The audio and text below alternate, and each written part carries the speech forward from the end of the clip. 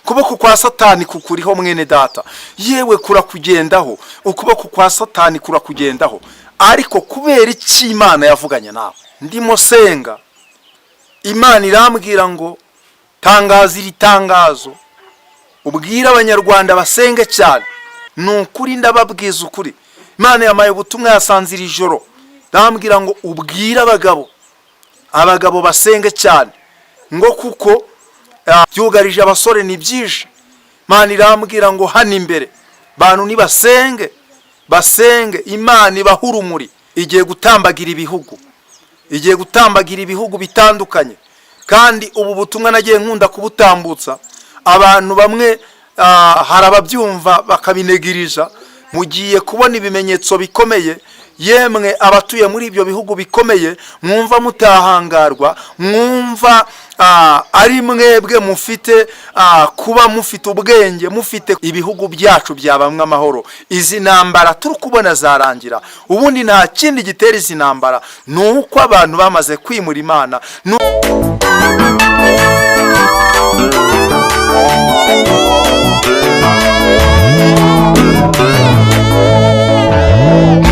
Mbere yuko rero tuganira ku butumwa Imana yamaye, reka tubanze dusenga Imana. Mana, turagushimye mu izina rya Yesu, ngushimiye ineza yawe itarondoreka, ngushimiye urukundo rwawe rutagira akagero.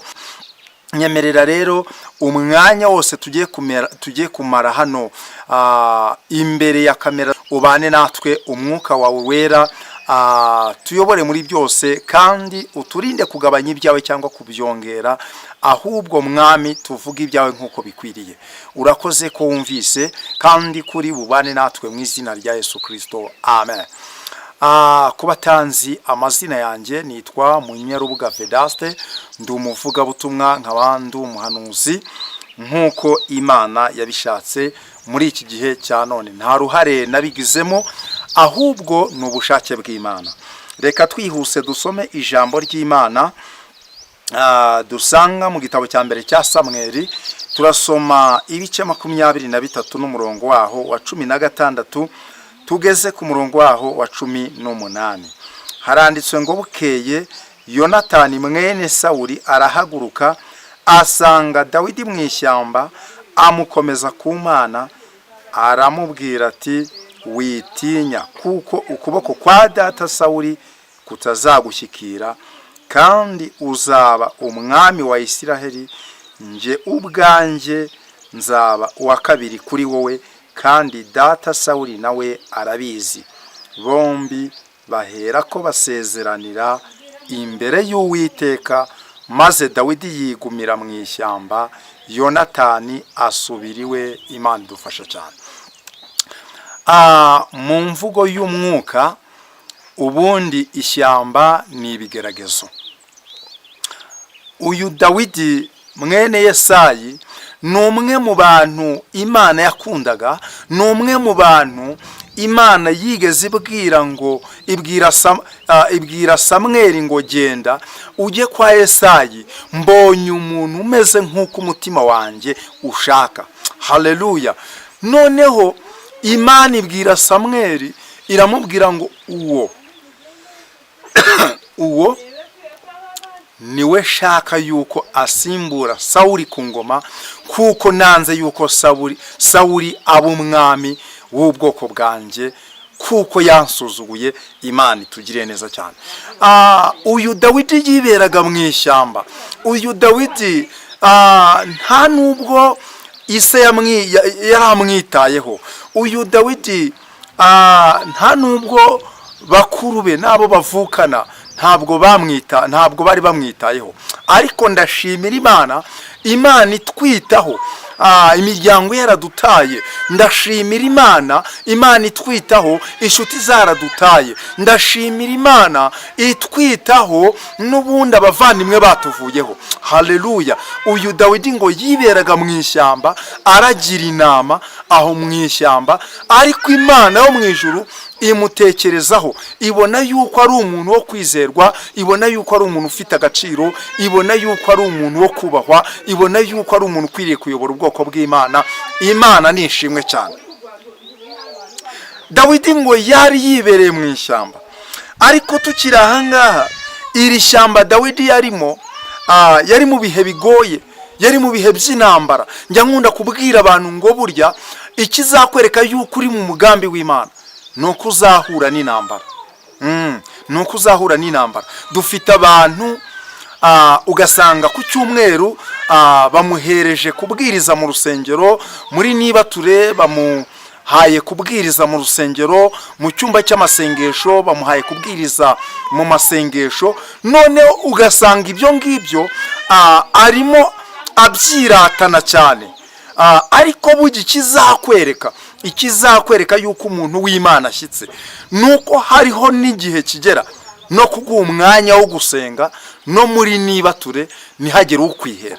Ariko icyo gihe ugakomera ku Mana yawe, ugakomeza ugahamya Imana yawe, ugakomeza n'ubundi ibyiringiro byo kumenya Imana mu mutima wawe. Imana ishimwe cyane. Dawidi rero Sawuli nawe yamugendagaho, aza kwigira hariya mu ishyamba, yarahunze Sawuli.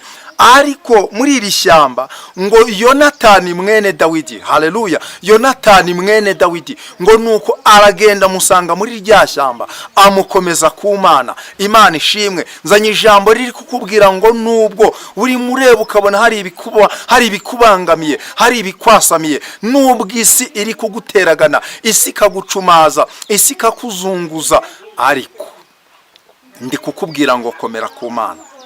Haleluya. Imana yacu ni ya yindi. Yonatani mwene Sawuli akomeza Dawidi ku Mana, aramubwira tumva yewe Dawidi, nubwo bimeze bityo, nubwo uri mu ishyamba, nubwo ubutayu bubaye burebure, ariko ndabizi neza hari icyo Imana yavuganye nawe. Haleluya. Hari icyo Imana yavuganye nawe, kandi ndabizi neza yuko uzicara ku ntebe y'ubwami. Imana yacu nishimwe cyane. Ndabizi ko uzicara ku ntebe y'ubwami, kandi ukuboko kwa data Sawuli ntabwo kuzawushyikira. Hari ukuboko kw'ibikugendaho, ukuboko kwa Satani kukuriho mwene data, yewe kurakugendaho, ukuboko kwa Satani kurakugendaho. Ariko kubera iki Imana yavuganye nawe, ndimo nkubwira ngo humura, komera umutima wawe ukomeze ku Mana. Umuntu wavuzweho n'Imana, naho yaca mu muriro ntazasha, naho yaca mu bikomeye ntacyo azaba, naho yaca mu migezi ntizamutembana, kuko Imana twizeye. Haleluya. Ni Imana ifite imbaraga, ni Imana ifite ubushobozi, ni Imana ifite ubutware, ni Imana yo kwiringirwa, ni Imana irwana ikanesha, kuko ni Imana y'inyembaraga. Imana yacu nishimwe cyane. Uyu mwanya rero iri jambo ryinjire mu mutima wawe, ngo nuko ngo basezeranira imbere y'Imana. Haleluya. Basezeranira imbere y'Imana. Kandi hano uyu murongo watubwiye ngo bombi bahera ko basezeranira imbere y'Uwiteka, maze Dawidi yigumira mu ishyamba, Yonatani asubiriwe. Mana ishimwe cyane. Nubwo uri mu ishyamba ry'ibigeragezo, abantu nibakwemera baravuga baturiya muntu ntabwo ari Imana yamuhamagaye. Herega buriya mureke mbabwire, ibyo abantu bareba ntabwo ari iby'Imana ireba. Hari igihe abantu bareba bakabona utarahamagawe n'Imana, ariko Imana yo mu ijuru ibuka yuko ijya ivugana nawe muri bya bicuku bya nijoro. Haleluya. Iyo uryamye usinziriye, Imana iraza ikakubwira ngo mwana wanjye. Niyo mpamvu ndi kukubwira ngo nubwo isi yakuzunguza karijana, ariko Imana niyo yavuganye nawe. Haleluya. Imana niyo yavuganye nawe, kandi icyo yavuganye nawe izagisohoza. Wikangwa n'amagambo y'abantu, wikangwa n'ibyo abantu bavuga. Imana yacu nishimwe cyane. Yego, wikangwa n'ibiteye ubwoba bikugose impande n'impande. Nasomye ijambo ry'Imana, ijambo ry'Uwiteka. Imana rirambwira ngo ibyo byose Imana ibirusha imbaraga. Imana yacu nishimwe cyane. Erega uriya Yobu yageze mu bigeragezo bikomeye cyane, ariko umutima we awukomeza ku Mana. haraho yageze mu bice 27 aravuga ngo njyewe kugeza ubwo nzapfa ntabwo nzikuraho kuba inyangamugayo. Arangije aravuga ngo gukiranuka kwanjye ndagukomeje. Haravuga ngo umutima wanjye ntacyo uzashinza nyiriho, ariko ndagira ngo ubwire ngo niba umutima wawe ugushinza gusambana, umutima wawe ukagushinza kunywa inzoga, umutima wawe ukagushinza kwiba, umutima wawe ukagushinza kuroga, dufite abantu bihumuriza. Ariko uyu mwanya uvuga uti ngushije ishyano, uvuga uti ye baba we ngushije ishyano, akaga karangwiriye. Muri iyi minsi Imana yarambwiye ngo uyu mwaka wa 2025 ni umwaka Imana ije kugirira neza abantu bayo, ariko ni n'umwaka Imana izanye inkoni yo gukubita itababarira, igakubita abantu bayisuzuguye. Icyo Imana igushakaho nuko wahindukira ukava mu byaha ukishimirwa n'Imana. Dufite abantu benshi bavuga Imana bayivuga mu binyoma, ariko amakuru ufite n'ayuko Imana ije kwerekana abayivuga mu kuri n'abayivuga baryarya. Ndimo senga Imana irambwira ngo tangaza iri tangazo, ubwira abanyarwanda basenge cyane, ubwira abanyarwanda basenge cyane. Muri iyi minsi nakunze kujya mwiyerekwa nkabona ibintu bikomeye cyane, ariko Imana nidushireho uburinzi, Imana nidushireho uruzitiro rwayo, kandi Imana iramutse idukuyeho uruzitiro rwayo ibyatwangiriza abanyarwanda birahari. Imana yigeze imbwira ngo abanyarwanda Imana irabakunda, ni nayo mpamvu iyo ibona abanyarwanda n'ubundi bava mu murongo bagahemukira Imana birayibabaza cyane. Kandi Bibiliya iravuga ngo abo nkunda ndabacyaha nkabahana ibihano. Ni nayo mpamvu yemwe banyarwanda, yemwe banyarwandakazi, nimureke dukizwe, nimureke twegera Imana. Imana nta kindi dushakaho nuko twasenga tugakiranuka, kandi nukuri Imana ifite umugambi mwiza ku bantu bayo bari kuyegera. Ariko mureke mbabwire, nukuri ndababwiza ukuri, Imana yamaye ubutumwa yasanzira ijoro, ndambwira ngo ubwire abagabo basenge cyane, ngo kuko ibyugarije abagabo ngo ni byinshi. Imana yasanzira irambwira ngo ubwire n'abagore bafite abagabo basengera abagabo babo. Imana irambwira ngo ibyugarije abagabo ni byinshi, byugarije abasore ni byinshi. Imana irambwira ngo hano imbere bantu ni basenge Imana ibaha urumuri, kuko nabonye imbere turimo tugenda mana duhuye n'umwijima w'icuraburindi. Umuntu wese udafite urumuri, kandi nimvuga urumuri ntabwo ari itoroshe, nimvuga urumuri ntabwo ari ya telefone ujya ucana, ntabwo ari ryatara urya ucana, nimvuga urumuri. Urumuri ni ubwiza bwo witeka buzamurikira umuntu muri wa mwijima w'icuraburindi. Imana ikakubwira ngo mwana wanjye kati ibumoso, Imana ikabana nawe ikakubwira ngo mwana wanjye kati iburyo. Niko bimeze. Igihe kirageze bantu bavuganye n'Imana, abantu bari kumwe n'Imana bagiye kugira agaciro. Siposhise fine contraire lebekuwa sikaya. Igihe kirageze kugira ngo umuntu w'Imana agira agaciro. Imana yasanze irambwira ngo ibintu by'Imana abantu bagiye babitesha agaciro, ariko igihe kirageze kugira ngo abantu bamenye agaciro k'Imana. Maze iminsi mbabwira ngo Imana yarambwiye ngo igihe kiraje abantu bayikenere.